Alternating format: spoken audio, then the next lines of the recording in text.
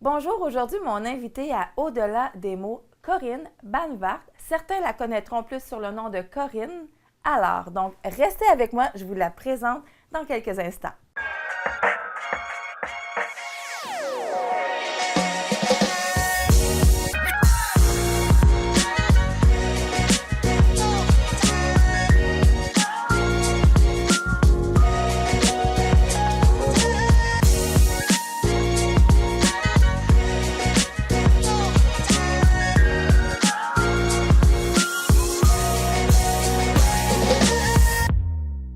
Bonjour Corinne. Bonjour Nancy. En fait, j'avais un titre que j'avais pensé pour aujourd'hui. Et puis, c'était la mission d'une vie parce que vous avez tout un parcours que je ne connais pas encore, mais j'ai entendu quelques petites brides. Et vous m'avez dit d'emblée, lorsque vous êtes arrivé aujourd'hui, vous avez dit, bien écoute, moi, je verrais plus sa mission pour ma vie et non pas la mission d'une vie. Et puis là, ça a piqué ma curiosité parce que j'ai dit, bon, OK, la mission de Jésus, la plupart des gens, dans le fond, qui écoutent Au-delà des mots, reconnaissent que Dieu a une mission pour nous. Et puis, mais j'aime bien toujours commencer par l'enfance pour qu'on puisse découvrir un petit peu qui est la personne et où on en est arrivé, dans le fond, dans notre processus pour être là aujourd'hui, où est-ce que vous êtes. Donc, vous, Corinne, vous pourrez décrire, dans le fond, votre enfance comment? Déjà, merci de m'inviter. Je suis vraiment plaisir. très touchée d'être là. Ça me fait vraiment très, très plaisir. Comme vous voyez, je n'ai pas un accent québécois. Non, et moi, j'aime. Et voilà, je suis née en Alsace, en France. Mais l'Alsace, c'est un peu particulier. On se sent toujours un petit peu différent de la France. Voilà. Pourquoi? Pourquoi? Parce qu'on est très proche de la Suisse et de l'Allemagne par nos frontières et on a une tendance avoir une éducation un peu plus stricte, un petit peu plus rigoureuse, un peu plus perfectionniste. D'accord. Ça nous représente un peu le travail bien fait. Parce qu'on est à côté de l'Allemagne, est-ce que c'est de là votre nom? Banvart. Alors effectivement, toutes les consonances viennent de l'Allemagne. Parce que l'Alsace a été allemande pendant des années. Ah, d'accord. Mais ça, je ne l'ai pas vécu, donc je ne vais pas en parler. Mais moi, je suis assez fière d'être alsacienne. Et j'ai passé beaucoup de temps en Suisse quand j'étais enfant, dans les camps chrétiens. Alors, je suis née dans une famille qui était déjà chrétienne de plusieurs générations. C'est une grande grâce. Donc, je suis née avec la parole de Dieu, qui ne me quitte jamais. Je suis née dans les cantiques, dans la musique chrétienne, dans l'adoration, dans l'amour de la parole de Dieu. Donc, j'ai eu une enfance protégée et très bénie. Souvent, il y a des gens qui vont me poser la question parce que, bon, moi, je sais que mon conjoint, comme vous, est né, né. À partir de 9 ans, disons, environ, il est devenu chrétien. Il a accepté Jésus à 9 ans dans les églises. Donc, il a baigné, dans le fond, depuis son enfance. Et puis moi, j'ai connu Dieu véritablement plus vers l'âge de 29 ans. Puis des personnes, des fois, vont dire « Ah, j'aurais aimé l'avoir connu un petit peu plus tard parce que là, on dirait que quand on baigne dedans, c'est plus difficile si on fait quelque chose, s'il nous arrive quelque chose, les gens autour de nous vont dire « Bien, écoute, t'es chrétien, mais dans le fond, t'es jeune, t'es ado, il y a des hormones, il y a tout ça. » Et il y a d'autres personnes, comme moi, qui vont dire « J'aurais aimé être née pratiquement dans une famille chrétienne pour que, en partant, je puisse avoir une éducation chrétienne où ce que Dieu fait partie de ma vie. » Qu'est-ce que vous auriez à dire à ce moment-là, ces personnes-là? Alors, quand j'étais dedans, quand j'ai été élevée là-dedans, je me sentais hyper bien parce que je me sentais protégée, aimée. Et le groupe de familles chrétiennes auquel on appartenait, c'était vraiment une famille. On passait beaucoup de temps avec d'autres enfants élevés dans la même manière que nous et on était tout le temps invités où on invitait, c'est beaucoup l'hospitalité. Après, c'est les camps, toutes nos vacances, c'était dans des camps, mais des camps chrétiens où ça nous enrichissait, on rencontrait d'autres enfants, d'autres adolescents, mais toujours du même milieu, si je peux dire. Donc, on ne se sentait pas différent. Il n'y a qu'à l'école qu'on voyait qu'il y avait le monde, mais autrement, on n'était pas dans le monde. OK. On était presque trop protégés OK. à certains moments. Mais dans notre éducation, de toute façon, les autres, ils avaient tort et c'est que nous qui avions raison. Donc, il ne faut pas aller de l'autre côté, il ne faut pas aller chercher, il ne faut pas la peine d'aller Puis- essayer. Et donc, j'y ai cru. Puis comme vous dites aussi, si votre enfance et l'adolescence, vous aviez les mêmes amis, Ah oui. donc vous n'aviez pas senti Non. à sortir du moule, comme on Non. va dire, parce que dans le fond, vous étiez comblé. C'est peut-être pas comme un jeune ou ce qui va à l'église aujourd'hui, Voilà. puis un coup rendu à la maison, les parents fréquentent plein d'autres personnes, Mm. puis là, tu vois plein d'autres choses, mais là, vous étiez, Et- comme vous dites, très protégés. Oui, et mes parents étaient très ouverts. Donc, je pouvais emmener mes copines de classe qui, elles, n'étaient pas élevées comme nous. Elles venaient à la maison. C'est jamais moi qui avait le OK. droit d'aller Puis chez ça les vous autres. a jamais... Maman était très heureuse, très hospitalière et c'était beaucoup de joie. Hmm. Donc, on était fiers d'emmener nos copines ou nos copains à la maison. OK. Mais vous, Quand ça on était vous a libre. jamais dérangé dans ces moments-là de dire, mais j'aimerais aller à une fête ou ce que mes Non, copines j'avais y vont? mes meilleurs amis étaient dans l'église. Mes Ah, meilleurs OK. amis, que ce soit garçons ou filles, c'était soit des copains de mon frère. Donc non, j'ai jamais souffert de ça, mais vraiment OK. jamais. Super. Mais par contre, oui, plus tard, j'ai été très jalouse. Une fois qu'on est rentré j'ai quitté ce genre d'église où j'étais élevée. Et je suis rentrée dans le monde évangélique. Et là, franchement, les témoignages, c'était génial. Il y en avait toujours un qui était drogué et l'autre qui était prostitué. Là, il avait un changement radical. Puis on dit, moi, j'ai pas de changement radical à raconter. Mon changement, ma conversion n'est pas extraordinaire. Et là, je me suis dit, oh, bah, j'aurais mieux fait d'être dans le monde et puis de changer. Vous avez Parce que pensé ça? Oui, à un moment, parce que je me suis dit, franchement, J'ai envie de raconter mais quelque tous chose. ceux qui font des témoignages, ils ont des trucs géniaux à raconter et pas moi. Mais ça m'a calmée après, parce que je me suis rendu compte qu'en fait, j'étais hyper protégée, hyper privilégiée, parce que la profondeur de la parole que j'ai eue dans mon enfance, ça ne s'enlève jamais. Instruis l'enfant dans les voies qu'il doit suivre, il ne s'en détournera jamais.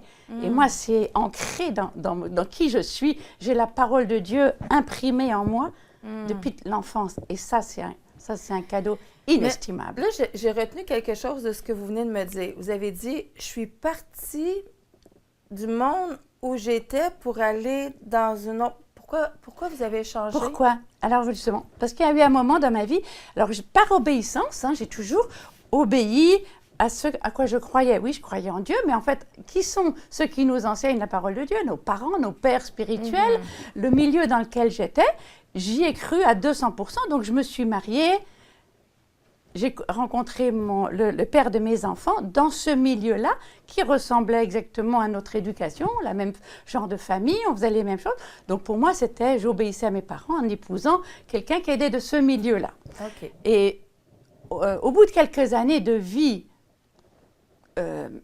avec mon conjoint et quelques enfants qui étaient déjà arrivés, je me suis rendu compte qu'il y avait du mensonge, qu'il y avait de la tricherie, qu'il y avait des choses, malgré le fait qu'on allait à l'église, malgré le fait qu'on était... Et en fait, là, j'ai été j'ai dû faire un choix de me dire, mais qu'est-ce que je cautionne? Qu'est-ce qu'on m'a enseigné? Et en fait, dans n'importe quel milieu, il faut la vérité personnelle. Il fallait un choix personnel de donner sa vie au Seigneur Jésus. C'est pas parce qu'on est né dans une famille chrétienne qu'on est automatiquement enfant de Dieu. Et la différence se voit aux fruits qu'on porte. Et donc, je me suis rendu compte que le père de mes enfants n'était peut-être pas né de nouveau, mais il était tellement intelligent qu'il savait exactement qu'est-ce qu'il fallait dire au bon moment, comment est-ce qu'il fallait faire. Et je me suis sentie trompée, trahie, abusée. Et ça a été une descente dans ma vie terrible parce que j'ai été déçue, j'ai été triste. Mais vous aviez tellement été protégée. Oui. Et en même temps, dites-moi si je me trompe, le fait d'avoir été protégée et le fait d'avoir eu une impression que on est comme dans une bulle de verre parce que toutes les personnes que vous avez côtoyées, c'est une famille. Habituellement, en famille, on ne se ment pas, on est proche, on a ce bien-être quand on est ensemble. Et là, vous avez rencontré cet homme-là et est-ce que vous aviez eu des petites lumières rouges, quelque chose par rapport, parce que vous dites qu'il était très intelligent, mais est-ce que vous avez eu des lumières rouges, les parents, ou, je vais dire, prenez-les pas mal, je vais dire comme mon conjoint, des fois, va me dire à moi, il va me dire, Nancy, t'aimes ça voir le beau, t'aimes ça voir l'amour partout, mais le monde des calinours n'existe pas. c'est ce qu'il me disait. Parce que moi, quand j'ai commencé aller à l'église, souvent, je me disais, c'est sûr que quand je rentre dans l'église, tout le monde est gentil, tout le monde pardonne, tout le monde veut. C'est toutes les personnes, pas les plus parfaites, mais ceux qui veulent vraiment être des bonnes personnes. Je vais le dire comme ça. Puis finalement, ben, tu te rends compte que c'est comme dans une micro-société, parce que malheureusement, il y a des personnes qui veulent, mais plus avec leur tête qu'avec leur cœur. Il y a des personnes qui vont faire du mal quand même, quand ce n'est pas intentionnel. Donc, je me dis, vous n'aviez pas eu de lumière, vos parents, les gens qui vous entouraient. Vraiment, je peux dire qu'on peut jouer le jeu longtemps quand on connaît les codes. Ah oui. Et qu'est-ce que vous voulez dire par là quand vous dites on connaît les codes? Par exemple, on connaît les codes, comment il faut se conduire, qu'est-ce qu'il faut dire, à quel moment, dans l'éducation, dans l'Église même, comment se comporter pour jamais être en scandale, jamais dire une parole qui ne va pas, continuer à fréquenter l'Église, continuer à rompre le bain, continuer à faire la prière, continuer à amener tous les enfants à l'Église régulièrement, à toutes les réunions. On peut très bien obéir par devant et avoir une double vie cachée que je n'ai pas vue, je ne m'en suis pas rendu compte pendant plusieurs années. Et quand je m'en suis rendu compte, j'ai fait le choix de cacher. J'ai certainement eu tort, mais je l'ai fait. Parce que je voulais me protéger moi, de la honte de m'être trompée, protéger mes parents, protéger mes beaux-parents, que j'aimais énormément, toute ma belle famille. Et je me suis dit, il n'y a plus qu'à prier, intercéder et attendre dans le silence le secours de l'Éternel pour que mon conjoint change. Beaucoup de femmes se trouvent dans des situations comme ça et j'ai fait le temps que j'ai pu, j'ai tenu, mais ça a été 20 ans. Wow. 20 ans où j'ai été trompée, où j'ai été trahie à répétition et où les seules personnes qui étaient au courant, c'était lui, parce que je le confrontais. Wow. Et donc, c'était des pardons. Mais la Bible nous dit qu'il faut pardonner. Et même avec la confrontation, est-ce qu'il continuait à dire que... Le pardon, c'est facile. Il n'y a pas de repentance. Et moi, je n'avais pas compris qu'il fallait une repentance. Mais demander pardon et pardonner, je croyais que c'était le chemin. La repentance, c'est ce qui amène au changement. Oui, mais le pardon, non. C'est ça. Tu peux dire pardon sans faire le changement nécessaire. Et ça, mais si tu demandes pardon avec une repentance, c'est que tu es porté à faire un changement à l'intérieur de toi. Et c'est toute la différence. J'ai pardonné à répétition, sans demander, sans attendre une réelle repentance.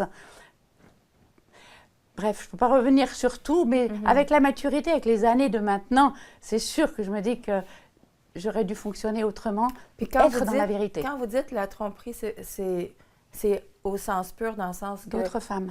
D'autres femmes. OK. Donc, il vous trompait avec d'autres femmes. Oui.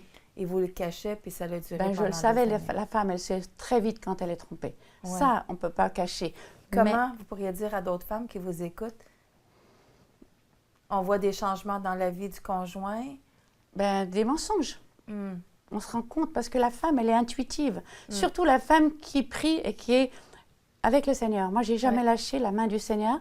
Et le Saint-Esprit est là pour nous enseigner, pour nous convaincre, pour nous conduire. Et quand on inclut la présence du Saint-Esprit dans notre vie, il nous donne de l'inspiration, il nous donne des intuitions qui sont spirituelles. Et donc, il nous donne des confirmations qu'on peut. Mais seulement, il faut savoir comment agir après avec ça. Oui. Donc, justement, vous parlez d'agir. Là, vous dites que vous avez fait 20 ans quand même en essayant de construire votre mariage malgré tout. Et puis là, vous dites que vous avez fait 20 ans. Qu'est-ce qui s'est passé? Parce que là, vous me dites, vous priez. On est chrétien. Oui. On se fait dire je vais quand même préciser, parce que c'est quand même des témoignages qui rentrent sur les réseaux et tout ça. J'étais heureuse. J'aimais le père de mes enfants. Je n'ai jamais été maltraitée. Juste, je n'étais pas unique. C'était un homme qui était capable d'aimer plusieurs femmes. Je n'étais pas unique. Ça, non, il était capable d'aimer, mais vraiment, il me gâtait, il nous gâtait. On avait une vie extraordinaire. Je manquais de rien.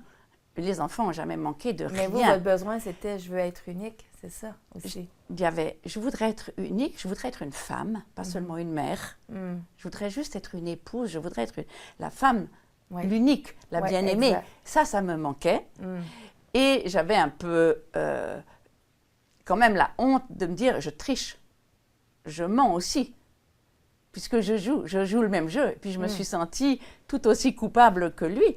Il me mentait, mais moi je mentais à l'église, je mentais à mes parents, je mentais à tout le monde en cachant la vérité. Et vous savez, le déclic, c'est quand le Seigneur m'a convaincue que j'étais codépendante du péché de l'autre et que j'étais coupable. Donc, qu'est-ce qui s'est passé quand vous me dites que le 20 ans a été... je l'ai confronté directement. Alors, les enfants ont grandi. Je me sentais aussi plus solide de me dire, je vais être capable de mettre une séparation, parce qu'il faut du courage. Quand on a 4 petits-enfants et que dans ce milieu-là, la femme, elle ne travaille pas, donc j'ai aucune autonomie financière. Je dépends de monsieur pour tout, pour les comptes en banque, pour tout. C'était un milieu quand même assez protégé, mais la femme est à la maison. C'est pratique. Oui, surtout avec 4 enfants. Oui. C'est beaucoup. J'étais heureuse. J'élevais mes enfants, j'étais privilégiée, je n'étais pas obligée d'aller travailler, de les mettre à la crèche. Donc, je veux vraiment dire ça. J'étais une maman heureuse, une femme heureuse. C'est au niveau de mon être intérieur où je me sentais vraiment humiliée. Et les mensonges se répétaient de plus en plus vite et de plus en plus fort. Et il y avait d'autres mensonges qui se rajoutaient. Il y avait de l'alcoolisme qui se rajoutait, mais l'alcoolisme mondain. Il y avait tout parce qu'il grandissait dans un monde du milieu de la banque et de beaucoup d'argent. Et donc, ça me dépassait. Parce que moi, je voulais rester la petite femme pieuse. Voilà. Je n'avais pas d'autres ambitions. Donc, la mission d'une vie, quand on revient au témoignage du début, ma seule mission, c'est d'être une épouse qui rendait son mari heureux, une épouse unique et pas un harem, et puis pouvoir élever mes enfants dans la voie chrétienne, la voie qu'ils doivent suivre. Comment on sent maintenant, je dirais, quand on décide que c'est terminé, on confronte la personne, puis on dit, écoute, ça fait 20 ans, j'y arrive plus. Parce on pardonne, parce que pour rester 20 ans, vous pardonniez de façon sincère, mais à un moment donné, on arrive à un stade où c'est difficile. Et puis, comment on décide ce geste-là en sachant que dans le monde chrétien, c'est pas toujours évident de prendre, d'arriver à cette décision-là. Je commençais à devenir un peu dépressive. Je commençais à avoir de la tristesse au fond de moi parce que j'y arrivais pas. C'est quand même long d'attendre 20 ans. Et en fait, j'ai eu comme une aide extérieure, quelqu'un qui a su et qui a dénoncé. Et j'ai rebondi là-dessus parce que je me suis dit, une fois que c'est su, vous pouvez vous accrocher. Je peux m'accrocher à ça. Et puis, c'est comme une dénonciation. Il s'est passé un fait que je n'ai pas envie de raconter là, mais il s'est fait passer quelque chose d'extérieur qui a comme permis que je dise oui, c'est vrai, en fait, je le sais. Il me trompe.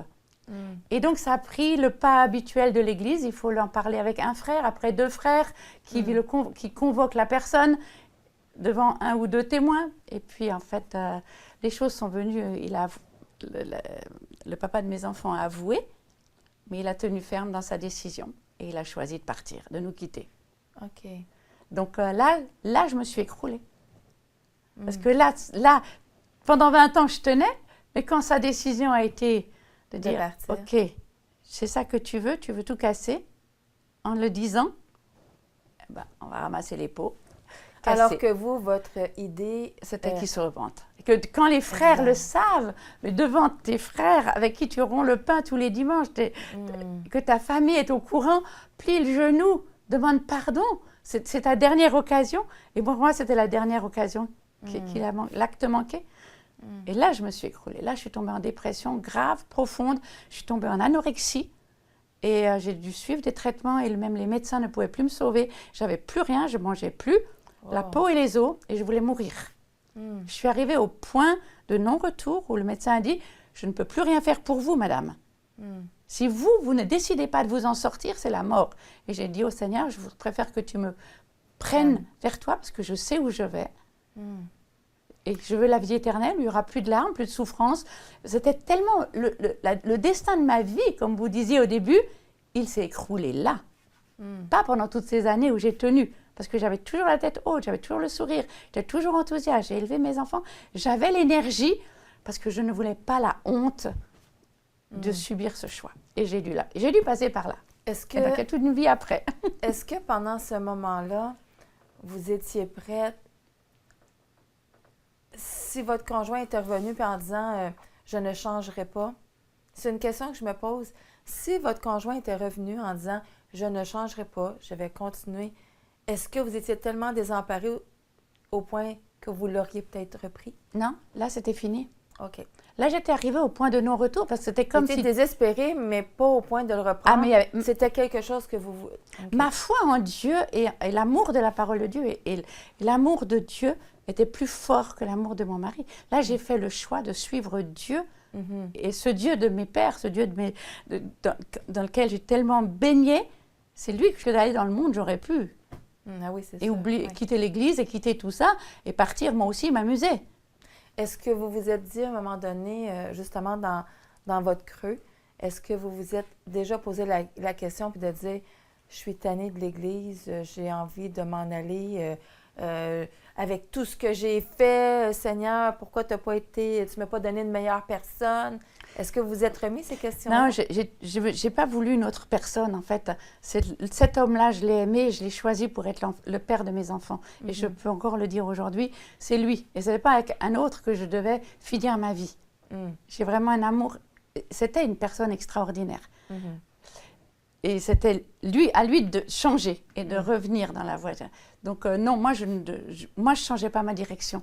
Par contre, ce que j'ai fait quand même, c'est avec l'amour, tout l'amour des frères et sœurs de cette église, ça me submergeait et je ne pouvais plus aller dans l'église avec le souvenir de notre famille, de mon couple, de mon mari à côté de moi. Ça a été trop dur. Dans la période de dépression et d'anorexie, avec leur approbation, j'ai changé d'église. J'ai quitté ce groupement-là et je suis allée dans une église complètement différente. Et je me suis un peu aventurée, osée, une église charismatique, plus voilà, différente. Et j'ai emmené mes enfants ailleurs. Ça, c'était un choix. Pour m'en sortir, il fallait que je vive autrement. Parce que le monde dans lequel j'ai été élevée, je le connaissais par cœur. Je connaissais les réponses d'avance. Je connais tous les versets qu'on allait dire exactement à laquelle phrase, après quel mot. C'était circoncis, ça, c'était tout. C'était... Comment vous avez fait à ce moment-là? Là, vous parlez d'anorexie, puis que le médecin vous a mentionné, c'est la mort qui vous attend si vous ne vous remettez pas à manger. Est-ce qu'il y a eu un déclic? J'ai demandé à Dieu de me révéler que je suis sortie de chez le psychiatre là, qui m'avait condamnée à mort. Parce qu'il m'a dit, je ne peux plus rien faire pour vous, vous ne revenez pas à la séance suivante, c'est fini. Si vous ne décidez pas, ben, au revoir madame. Donc c'était comme une condamnation que j'allais mourir. On m'aurait annoncé que j'avais un cancer stade 5, c'était fini. C'était la même chose. Donc j'ai pleuré dans ma voiture et j'ai crié à Dieu, mais vraiment crié du fond de ma détresse, s'il y a une autre façon de vivre la vie chrétienne, que celle en laquelle je crois, avec tant de fidélité et d'amour et d'obéissance, parce que c'est que de l'obéissance, hein. C'était obéir, obéir, obéir, par amour pour mes frères, pour mes pères, pour ma famille, pour Dieu. S'il y a une autre façon de vivre, tu te révèles à moi, ou bien tu me prends vers toi. Et à ce moment-là, j'ai été inondée d'un amour extraordinaire. Ça, c'est une expérience de cette onction du Saint-Esprit qui m'a couverte, qui m'a remplie. Et cette voix qui m'a dit, tu peux me faire confiance avec moi, je te relèverai et je te conduirai où je veux t'amener. Et ça a été pour moi un déclic. Il a fallu qu'il y ait une voix, qu'il y ait quelque chose que je n'avais pas encore expérimenté. Pour moi, autrement, la parole me parlait, Dieu me parlait toujours à travers sa parole, mais stricte, la parole de Dieu. Et là, c'est comme si j'ai entendu cette parole de Dieu comme audible, mais dans mes entrailles. Hein, j'ai vécu une expérience spirituelle qui m'a transcendée, qui m'a dit « Waouh, ça existe !» Alors ça, je veux. Et donc, c'est là que j'ai fait le pas de quitter cette église traditionnelle dans laquelle où il n'y avait pas ces expériences. On ne parlait pas d'expérience du Saint-Esprit. On avait le Saint-Esprit, mais on n'avait pas une expérience un peu surnaturelle de ça. Et j'ai dit « Waouh, alors ça, tu t'es révélé à moi, tu m'as parlé comme ça, j'en veux plus. Et avec toi, je te dis oui. » Et j'ai choisi la vie, donc j'ai dit oui, je choisis la vie et je choisis de marcher avec cette voix qui va me parler. En fait, j'ai découvert après que c'est la marche par l'esprit. C'est la marche par la révélation de tes paroles m'éclaire. C'est la révélation de tes paroles qui va donner de la vie à ma vie. Et donc, j'ai choisi, très rapidement trouvé une église où il y avait vraiment cette présence du Saint-Esprit. J'ai pleuré pendant... Chaque fois que j'y allais, je faisais que pleurer. Et donc ça, c'était une manière, le Saint-Esprit voulait me remplir, me parler. Et là, j'y ai emmené mes enfants. Ils se sont tous fait baptiser dans cette église, alors que ça a été vraiment comme un réveil spirituel d'une mère seule avec ses 4 enfants. Pour en faire une conclusion, on ne peut pas partir sans dire, bon, là, vous avez cheminé, là, vous me parlez que vous avez été à une nouvelle église et puis là, vous avez senti une renaissance, dans le fond, hein, une nouvelle vie qui s'est offerte à vous. Et puis, je vous ai présenté au tout début, mentionnant qu'on vous appelait également Corinne Allard. Donc, ce beau Michel Allard. Quand est-il apparu? Par rapport à l'histoire, il y en a encore tout un bout. Je vais faire très rapidement. Après ce réveil, j'ai entendu un appel de Dieu qui m'a rapidement demandé de partir de mon pays, de tout quitter et de le suivre. Parce qu'il a dit, maintenant, si tu me crois, tu verras la gloire de Dieu. Tu vas expérimenter la vie, la marche par l'esprit. 1 an après, j'ai tout quitté, mon pays, ma parenté, ma famille, mes amis, tout le monde. Et je suis partie uniquement sur cette voie que j'entendais. Je suis partie vivre aux Antilles, en Guadeloupe. Et de là, il y a des pires endroits. Dieu savait. C'est ce qu'on me dit. Mais c'était la place qu'il vous voulait. J'avais besoin de... En fait, c'était une promesse que mon conjoint m'a toujours fait. Il me tenait toujours en disant, un jour, tu l'auras ta maison aux Antilles. Oh, wow. Un jour, tu l'auras ton soleil. Parce que je suis une fille très solaire. Et puis, il me tenait avec des promesses. Un jour, j'aurai ma maison. Mais là, ce que le Saint-Esprit a fait de merveilleux, c'est qu'il a utilisé cette phrase du père de mes enfants, mais en se l'appropriant à lui. Il a dit, ce que lui t'a promis, moi, je vais te le réaliser. Amen. Et c'est avec moi que tu vas partir aux Antilles. Et c'est moi qui te ferai construire ta maison. Et il a tout fait. Je peux dire, ce n'est pas tout de suite arrivé, hein, parce que ça, c'est tout un chemin. J'ai un témoignage extraordinaire dans le livre que j'ai écrit, En vie.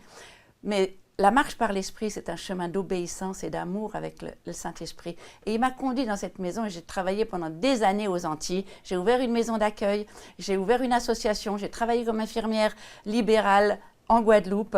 J'ai amené 2 de mes 4 enfants là-bas. Enfin, c'est toute une aventure. C'est une aventure extraordinaire qu'on ne peut pas raconter là maintenant, mais ça doit donner aux gens, aux amis de téléspectateurs. Cette étape-là se retrouve dans votre livre qui s'appelle En vie. Tout est écrit là-dedans. Parfait. Et où on peut se le procurer? À la CLC. D'accord, dans les CLC. Ah oui, parfait. Dans toutes les CLC, on peut l'acheter. Et donc, tout ce parcours de la marche par l'esprit, comment revivre et comment marcher par l'esprit, c'est là-dedans. Mon départ, ça part de là. Et ce que j'ai trouvé intéressant, c'est que le Seigneur a accompli tout ce que mon mari avait promis. Et j'ai tout récupéré. Et aussi mon identité. Ah bah oui. Mon autorité spirituelle. J'ai appris tout. Ça m'a revisité tout sur la base de mon enfance, parce que la parole de Dieu reste la vérité. C'est magnifique d'avoir eu ce fondement solide de la vérité. Mais là-dessus, j'ai travaillé et j'ai pu avoir des messages. Après, bon, mon objectif de vie, ça a été d'aider les personnes qui, comme moi, ont fait naufrage, surtout dans le corps de Christ. De ne pas être accusé, mais de savoir se relever. Comment utiliser les opportunités pour se relever. Comment utiliser... Donc, vous, dans le fond, là, ce que je retiens aussi, là, c'est que vous étiez maman à la maison, donc épouse à la maison. Tout ça arrive et là, vous vous retrouvez avec monoparental, avec 4 enfants. Vous décidez de partir aux Antilles, mais là, vous n'avez jamais travaillé durant les 20 dernières années. Et là, vous vous retrouvez aux Antilles, vous devez trouver un travail. Et si j'ai bien compris, vous étiez infirmière à ce moment-là, à cet endroit-là. Ben, j'ai repris le travail d'infirmière. C'est un métier infirmière. Donc c'était un métier que vous aviez déjà. Ben, j'avais fait mes études d'infirmière avant de me marier. Ah, d'accord. Et j'ai travaillé pendant les débuts. Dieu savait que vous étiez pour l'utiliser, ce métier-là. Mais je voulais tellement, mais avec 4 enfants qui se suivaient, je n'ai pas pu travailler. Non, c'est certain. Donc, j'ai recommencé un tout petit peu à travailler, mais bénévolement. Une fois que c'était la période où le père de mes enfants nous a quittés, mais je ne savais pas si j'allais avoir de l'argent ou pas et tout. Donc, j'ai commencé un petit peu à remettre le pied à l'étrier, mais pas à 100%, à 20% peut-être, un tout petit peu pour essayer de me remettre dans le bain, parce que c'était des années qui étaient sans travailler. Mais arrivé en Guadeloupe, j'ai tout de suite cherché du travail et j'ai été embauchée tout de suite Wow. comme infirmière. Et puis les années ont passé, j'ai travaillé comme infirmière, j'ai appris mon métier et puis ça a fini comme infirmière indépendante. D'accord. J'ai eu ma maison, j'ai eu ma maison d'accueil, j'ai eu mon association, Tremplin de vie, Tremplin de foi, Rehoboth. Et là, j'ai pu aider, je travaillais à 100%, mais pour le Seigneur, tout en travaillant avec mes malades. Et j'ouvrais ma maison pour que des personnes puissent venir se ressourcer, trouver un chemin de vie, trouver la foi. Et c'est dans ce cadre-là qu'un jour, Michel Allard était en mission dans les Antilles. Et D'accord. quelqu'un lui avait dit, mais tu sais, tu devrais aller rencontrer la mission, la maison d'accueil Rehoboth. OK. Et puis lui, il pensait aller rencontrer une Antillaise. Et il rencontre une Suissesse. Et il a vu la mission, il a vu tout ce que je faisais là-bas, puis on a discuté. Puis il a dit, mais waouh, mais un jour, il faudra que tu enseignes ces choses-là. Je dis, ah non, non, non, moi, enseigner, la femme ne parle pas. Et là, il a rigolé, et puis on s'est rencontrés, on a échangé. Puis la suite, elle est écrite là-dedans, comment on a eu tous les deux la révélation. Et moi, ça faisait 10 ans que j'étais seule. J'ai plus rencontré d'hommes. Moi, j'ai fait le choix de consacrer ma vie à Christ. Une fois que j'étais divorcée, je trouvais que c'était un mot horrible d'être divorcée, et je ne voulais pas me remarier.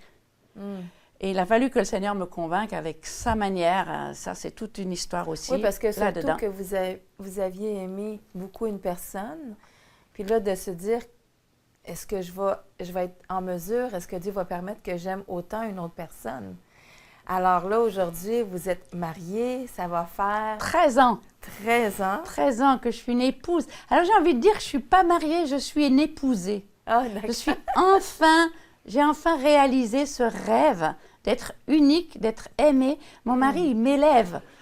Au lieu de m'écraser comme j'ai été humiliée, là je suis tout le temps, je suis une épousée, c'est-à-dire que je suis, pour lui, je suis sa gloire. Et ça, c'est complètement différent. Donc je vis dans cette nouvelle alliance qu'on appelle mariage, je vis vraiment cette plénitude que je voulais un jour réaliser. Ça, c'est ma mission d'une vie, c'est de dire, waouh, deux, maintenant, on peut servir le même Seigneur, on est à même égalité, on s'élève l'un l'autre, on se respecte mutuellement et on sert ensemble le même Seigneur, on a le même cœur pour les autres, un cœur qui va aider, qui va soutenir, qui va encourager. Ça, c'est la mission de ma vie. Je suis infirmière, d'abord des corps, mais maintenant de l'âme et avec le Saint-Esprit.